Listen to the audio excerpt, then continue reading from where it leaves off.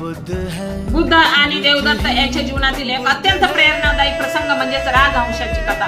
ही कथा केवळ एका पक्षाची नाही तर ती माणुसकी, करुणा आणि सत्याच्या विजयाची कथा आहे। सिद्धार्थ गौतम हे शाक्य राजघराण्यात जन्मले। ते बालपणापासूनच शांत, संवेदनशील आणि दयाळू होते। प्रत्येक सजीव प्राण्याबद्दल त्यांच्या मनात करुणा होती। त्यांचा चुलत भाऊ देवदत्त मात्र वेगळ्या स्वभावाचा होता। त्याला शक्ती, अहंकार आणि स्पर्धा यांची जास्तच आवड होती। एक दिवस आकाशात एक सुंदर पांढरा राजहंस उडत होता।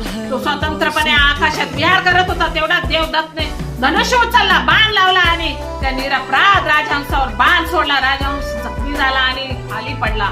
सिद्धार्थने ते पाहिले, त्याचे हृदय करुणेने भरून आले। तो धावत गेला, त्या राजहंसाला अलगद उचलले, त्याच्या जखमीवर औषध लावले, पाणी दिले आणि त्याला वाचवले। तेवढ्यात देवदत्त आला आणि म्हणाला, हा राजहंस माझा आहे, मी त्याला मारले आहे। सिद्धार्थ शांतपणे म्हणाले, तू त्याला मारण्याचा प्रयत्न केलास, पण मी त्याला वाचवण्याचा प्रयत्न केलाय, म्हणून तो माझा आहे। दोघांमध्ये वाद सुरू झाला। वाद राज दरबारात गेला। राजा आणि मंत्री गोंधळात पडले। मग ज्ञानी ऋषी पुढे आले आणि ते म्हणाले, जो प्राणी मारू इच्छितो ते त्याचा मालक नसतो, जो प्राणी वाचवतो तोच त्याचा खरा मालक असतो। हा न्याय सर्वांना पटला। राजहंस सिद्धार्थालाच देण्यात आला। या प्रसंगातून एक गोष्ट स्पष्ट झाली, हिंसेवर नेहमी करुणाच विजय मिळवते, कौर्यावर नेहमी दया मात करते, अहंकारावर नेहमी प्रेम जिंकते।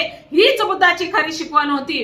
पुढे सिद्धार्थ गौतमांनी संसार त्याग केला आणि ते भगवान बुद्ध झाले। त्यांनी जगाला 3 महान तत्वे दिली, अहिंसा, करुणा, मैत्री भाव। ते म्हणतात, जगातील सर्व दुःखाचे मूळ द्वेष आहे आणि सर्व दुःखाचे मूळ करुणामध्ये। आज आपल्या समाजात अनेक देवदत्त आहे जे हिंसा करतात, फसवणूक करतात, स्वार्थासाठी इतरांना दुखवतात। पण आपण सिद्धार्थ बुद्धांच्या विचारावर जीवनयापन करायला पाहिजे। या कथामधून आपण एकच संदेश घ्यायला पाहिजे की कमकुवताची रक्षा करा, अन्यायाविरुद्ध उभे राहा, दया आणि माणुसकी जपा, हिंसाऐवजी अहिंसा निवडा।